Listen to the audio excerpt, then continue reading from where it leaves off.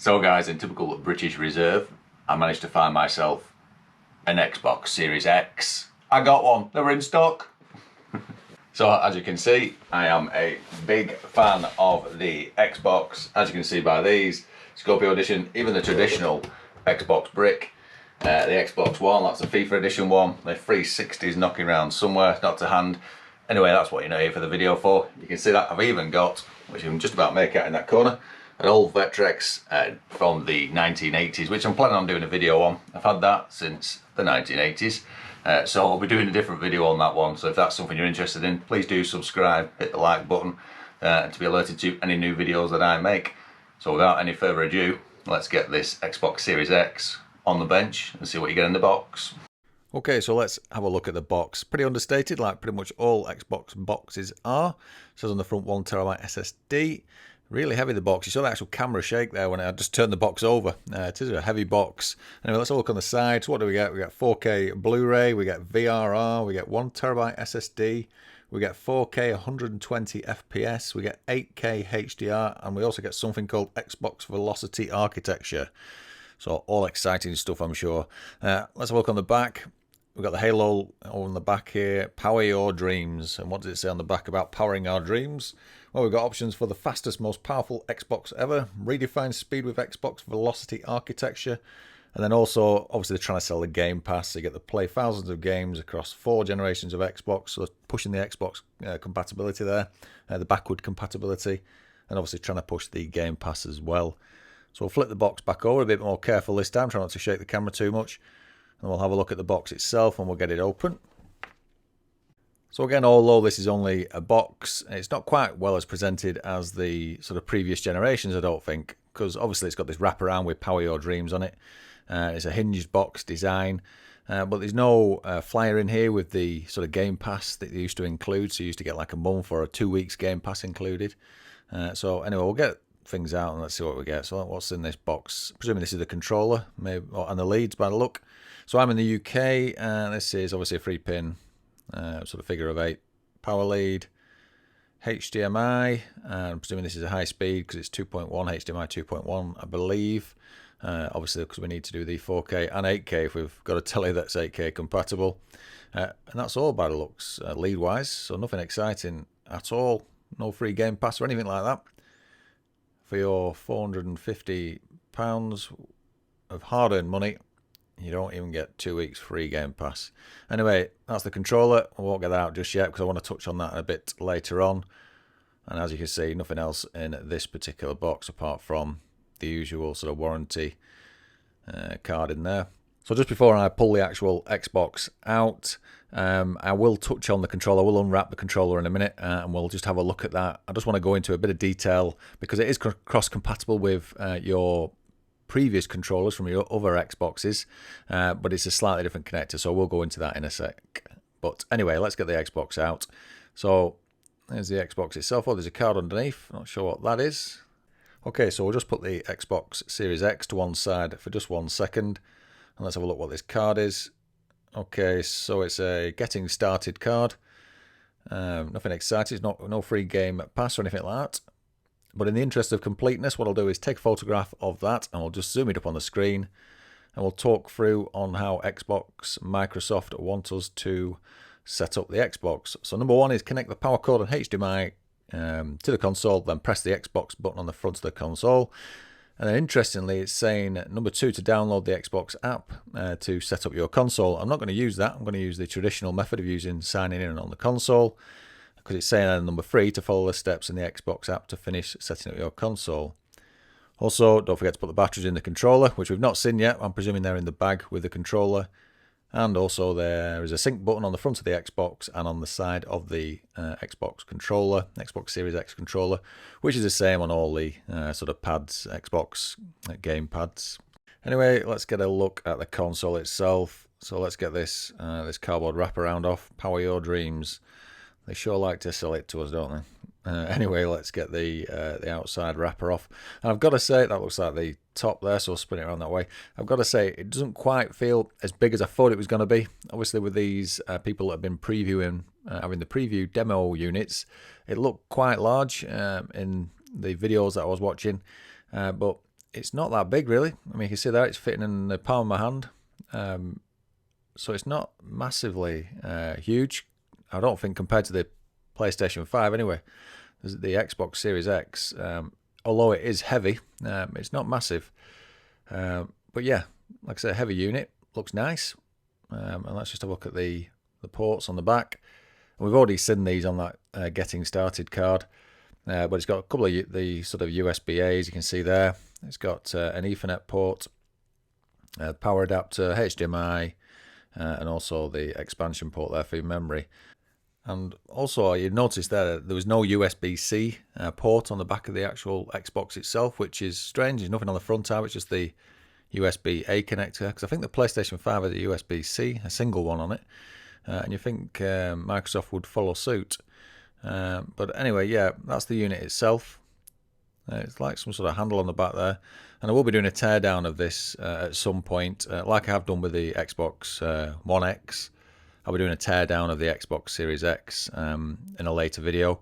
Obviously at this point I just want to get it plugged in and get playing on it and get it tried and see how it plays. But you can stand it up on its end or you can stand it up on its side. Not the side I'm showing to the camera, I'm just leaving it in that that orientation so you can see the the CD DVD slot there. But it has got 4 feet on the side of it so you can sit on its side. But anyway, here we go. This is the controller, and just for reference, the actual model number is model 1914. And I'm just going to compare it against the Xbox One sort of Elite controller. This is a Series 1 Elite controller, and this is obviously the new Xbox Series X controller as the sort of the share button in the middle. It's not really a share button. I think it's used for taking screenshots and recording to Xbox Live.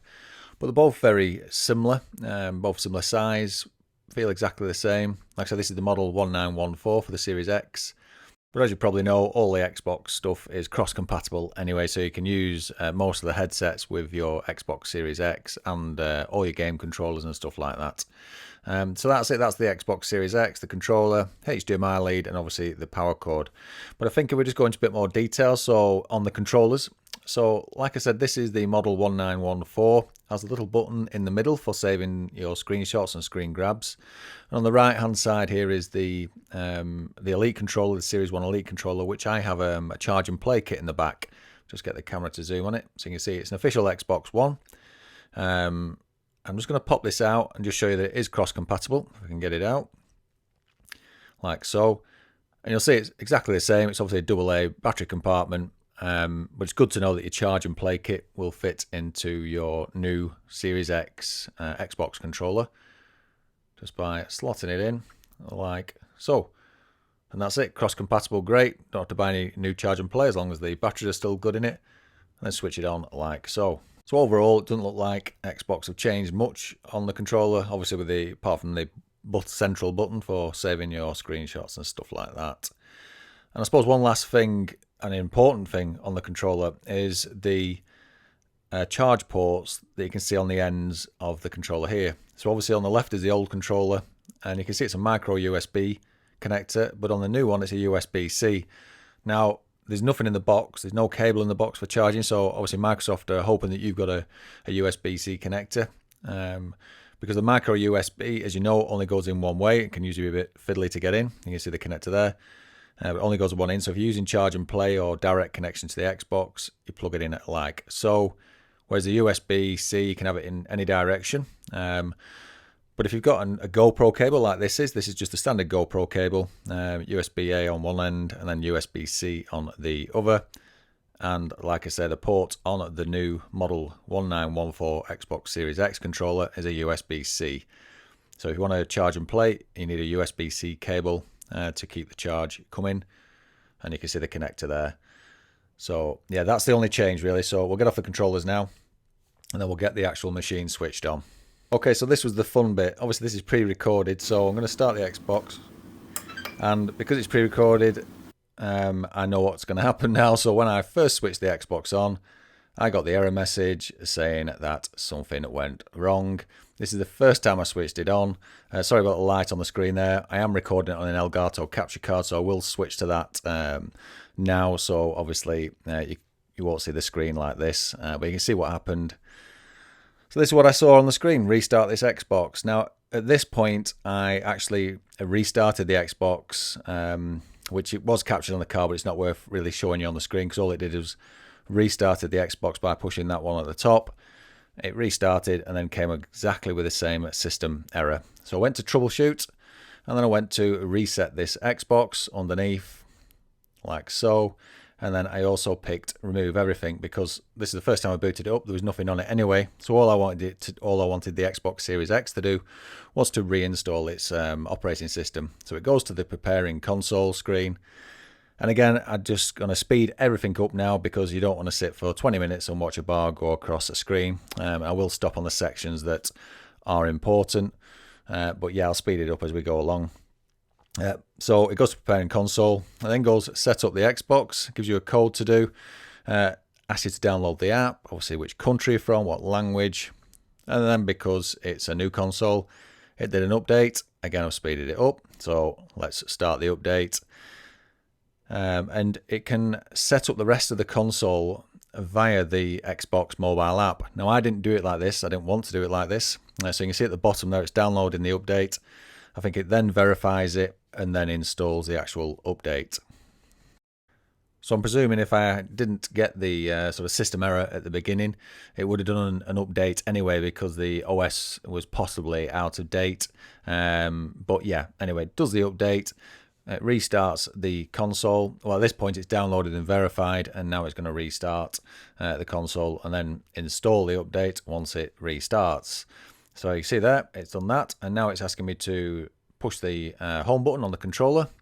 So obviously I've got the controller at this point in my hand, and then it says push the A button. So push the home button, push the A button, and now it wants to update the controller as well. So again, we go through the process of doing an update.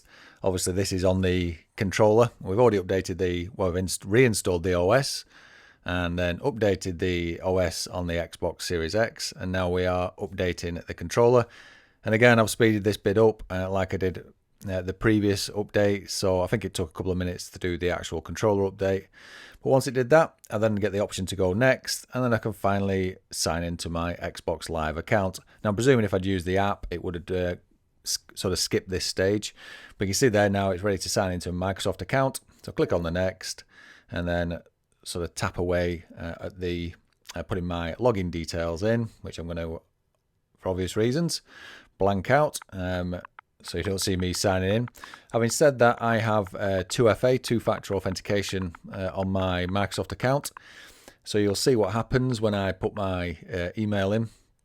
And bearing in mind, this is the Xbox Series X, so although it's a Microsoft account, it still uses your 2FA, your two-factor authentication for the Xbox Series X, which you would expect it to. So put your email address in, and then it asks me for my password for that particular account. So again, tap the password in like so, and once I've got my account username and my password in, I can then authorize it using the two-factor authentication. You've got the option for approving it on a device or entering a code, depending on how you use your 2FA. Now it asks you some questions, how we use your data. You can click next on that, so it's just telling you what it's going to do, and it also asks you a few other options here now, things that we can select and tell it if we don't want it to collect certain types of data. So I'll help make your Xbox experience better. You can go tell me more, send optional data, or no thanks. At this point I'm going to click no thanks. And then when we share data with publishers, okay, click next. Again, this bit's speeded up. Now it's looking at my previous Xbox and saying it's found all the preferences and settings, so I can apply the settings or I can set up as a brand new console. I'm just going to click no thanks for this point. I'm hoping there's going to be a way to import them if I want them set up like that. And then you've got the other options. Because I'm now using the, I haven't linked it to my previous preferences, then obviously it's now asking me some other things. If I want to activate Google and stuff like that. Again, I'm just going to speed all these up because you don't want to see them. And then finally, we get to the Xbox Series X home screen and the user interface. Really snappy through the menus, feels nice. This is the first time I've seen it, but pretty much looks the same, although it is quite fluid through them. So I'm just going to install a few games and then I'm going to give this a go. But that's it. That's my overview of my startup process for the Xbox Series X. I thought it was worth putting this video together. I was just going to do a unboxing, but because I had the problem with it, I thought, well, let's do the whole video so you can see, if you have the same issues, how I got round them. And it's not really a get round, because it was just reinstalling the OS really on the Xbox Series X. But anyway, I hope you enjoyed the video. If you did, please do subscribe to my channel. Please do hit me up with a like button if this video has been helpful. And also, please do hit the bell icon to be alerted to any new videos that I make on my CraftyDoctor's YouTube channel. And thanks again for watching my video on the Xbox Series X.